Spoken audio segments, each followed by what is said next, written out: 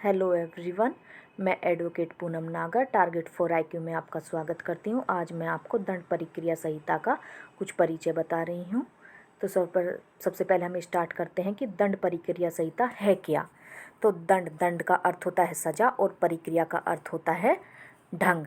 तो इसका शाब्दिक अर्थ क्या हुआ? जो विधि सज़ा देने की ढंग या प्रक्रिया का वर्णन करते हैं वह सीआरपीसी कहलाती है। लेकिन यह परिभाषा अपने आप में पूर्ण नहीं मानी जाती।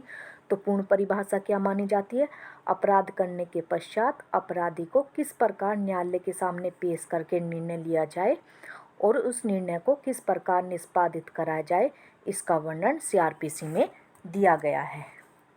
ये जो दंड प्रक्रिया संहिता है इसको फौजदारी प्रक्रिया संहिता 1973 भी कहते हैं।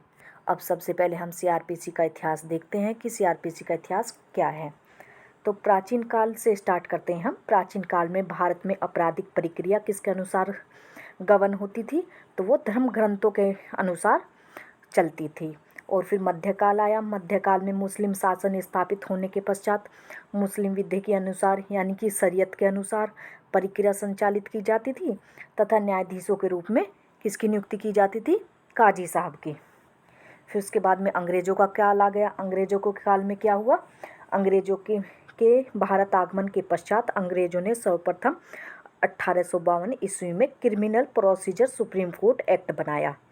तत्पश्चात इसे निश्चित करके 1865 ईस्वी में जो था प्रेसिडेंसी जो नगर थे उनके लिए high court criminal procedure act बनाया गया। इसके बाद अंग्रेज़ों ने प्रांतों के लिए सर्वप्रथम 1861 ईस्वी में दंड प्रक्रिया संहिता बनाई। ये जो प्रक्रिया संहिता थी ये केवल प्रांतों के लिए थी। उसके बाद में इसे निश्चित कर दिया गया। निश्चित करने के बाद में प्रांतों के लिए नई सीआरपीसी का निर्माण किया गया। तो वो नई सीआरपीसी 1872 ईस्वी में निर्माण किया गया। अब ये इसके ओनली प्रांतों के लिए थी। अब पूरे भारत के लिए सर्वप्रथम सीआरपीसी का निर्माण अंग्रेजों द्वारा सन 1882 ईस्वी में किया गया। इसके पश्चात इस सीआरपीसी को भी निश्चित किया गया और इस सीआरपीसी को 1898 ईस्वी में दूसरी बार अंग्रेजों ने पूरे भारत के लिए सीआरपीसी का निर्माण किया, जिसमें कुल 46 अध्याय, 565 धाराएं तथा कुल 5 अनुसूचियां थी।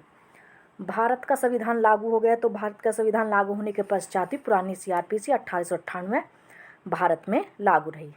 इसके बाद में भारत सरकार ने विधि आयोग को पूरी सीआरपीसी यानी कि त्रुटियों का पता लगाने और उसका समेकन करने का कार्य सौंपा। विधि आयोग ने 1957 ईस्वी में अपनी 14वीं रिपोर्ट भारत सरकार को सौंपी, जिसमें यह सिफारिश की गई थी कि पूरे भारत के लिए अब नई सीआरपीसी का निर्माण किया जाना चाहिए। इसके पश्चात जो था केंद्र सरकार ने सोचा कि नई सीआरपीसी का ड्राफ्ट बनाने की जिम्मेदारी विधि आयोग को ही सौंप दी। इसके पश्चात विधि आयोग ने अपनी 41वीं रिपोर्ट के माध्यम से नई सीआरपीसी का ड्राफ्ट तैयार करके केंद्रीय सरकार को भेज दिया। इसके पश्चात जो था 10 दिसंबर 1970 को उस समय तत्कालीन गृह राज्य मंत्री रामनिवास मिर्घा ने राज्यसभा में एक विधेयक पेश किया। इसी बीच लोकसभा का विघटन हो गया। पुनः नई लोकसभा के गठन के पश्चात इसे संयुक्त प्रवर समिति को सौंपा गया, जिसके अध्यक्ष तत्कालीन राज्यसभा के सदस्य अकबर अली खां थे।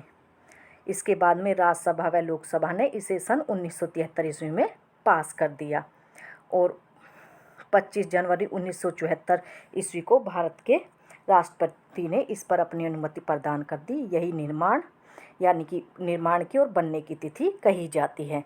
तो इसलिए इसका नाम, जब ये 1973 में पास कर दी गई तो इसका नाम लिखा गया दंड प्रक्रिया संहिता 1973 और इसका जो राष्ट्रपति ने अपनी अनुमति प्रदान की वो की थी 25 जनवरी 1974।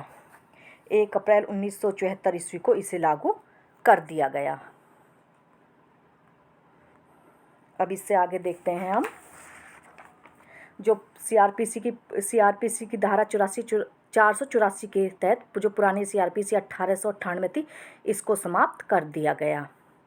अब देखते हैं कोड और एक्ट में क्या अंतर है, क्योंकि ये तो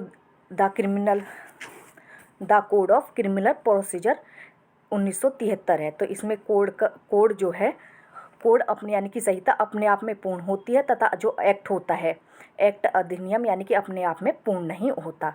और इसका उद्देश्य क्या है?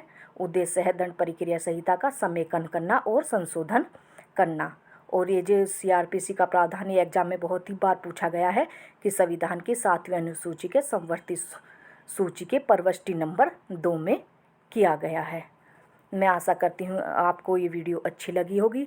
अगर आपको ये वीडियो अच्छी लगी है तो आप इसे लाइक करें और सब्सक्राइब करें। अगर आप हमारे पेड ग्रुप को जानना चाहते हैं तो दिए गए नंबर पर कॉल करें और मैसेज करें। इसके बाद में मैं आपको बताना